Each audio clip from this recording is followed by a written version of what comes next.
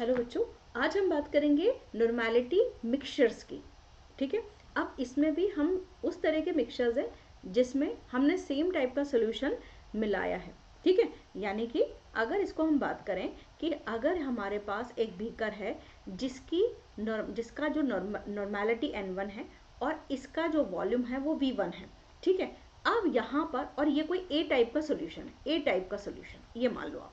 अब इसके अंदर अगर हमने सेम ए टाइप का सोल्यूशन ऐड किया, मोर ऐड किया है ना, मतलब एक और ए टाइप का सोल्यूशन हमने बनाया है, लेकिन इसकी नॉर्मेलिटी N2 है और इसका वॉल्यूम V2 है।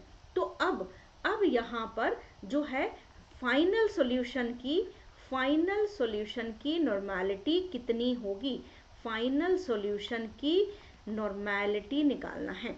ठीक है, ये कितनी होगी, ये एक इसको हम आज बात करेंगे। ठीक है, तो फाइनल सॉल्यूशन की जो नॉर्मेलिटी है वो ऐसे होगी कि यहाँ पर अब इसको आप इसका जो कंसेप्ट है वो बहुत सिंपल है।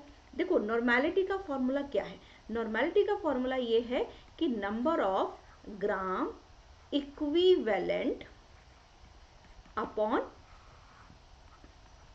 टोटल वॉल्यूम, यही है इसका formula, number of gram equivalent upon total volume.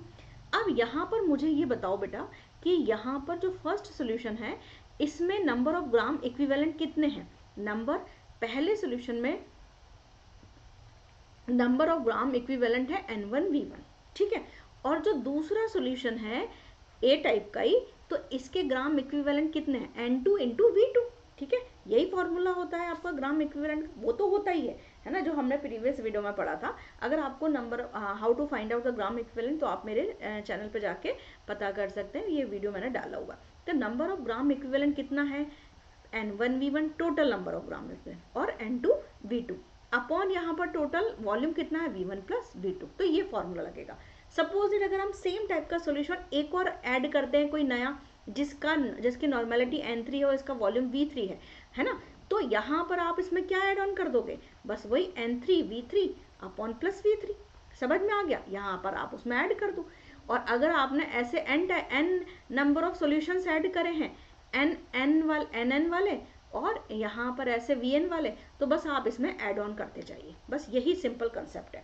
अब इस कंसेप्ट को मैं फटाफट से क्वेश्चन के थ्रू जो है आपको समझाने की कोशिश करती हूँ, कि जैसे मैं फटाफट से यहाँ पर क्वेश्चन लिख लेती हूँ कि 0.3 नॉर्मल 200 ml का हमने जो है एक NaOH का सोल्यूशन है, ये NaCl का आपने मान लो। ठीक है, अब उसके बाद यहाँ पर जो है 0.3 N का ही हमने 300 ml का NaCl का सोल्यूशन है। ठीक है, अब हमने क्या करा, इन दोनों को हमने करा है मिक्स, तो वो ये पूछ रहा है कि फाइंड फाइनल नॉर्मेलिटी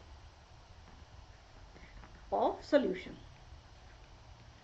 ये वो कह रहा है। अब इसमें देखो, इसमें सॉल्यूशन की जो पहला जो सॉल्यूशन है उसका N1 V1 करो, N1 V1 कितना हुआ 0.3 इंटू 200 ml, N2 V2 कर लो, N2 V2 कर लो 0.3 इंटू 300 ml। चलो इसको जरा सॉल्व कर लो फटाफट से, इसको जरा सॉल्व कर लो, तो यहाँ पर डेसिमल से 0 गया तो ये हो गया 60, और ये यहाँ पर ये हो गया डेसिमल से तो ये हो गया 90। तो N1 V1 इसके कितने हो गए 60, N2 V2 कितने हो गए 90। अच्छा, यहाँ पर V1 प्लस V2 करना है, तो यहाँ पर 300 प्लस 200 यानी कि 500, तो ये हो गया आपका 150 डिवाइडेड बाय 500। चलो इसको कट कर लो फटाफट, इसको जल्दी जल्दी सॉल्व कर लो। ठीक है, ये यहाँ पे 0 से 0 कटा, 5 से कटा, 5 से 15, 5 1 5 0, तो ये हो गया 3/10, यानी कि 3/10 मीन्स ये हो गया बेटा 0.3 नॉर्मल, ये इसका फाइनल आंसर आ गया। क्लियर है यहाँ पे, तो इस तरीके से आप जो है क्वेश्चंस को कर सकते हैं।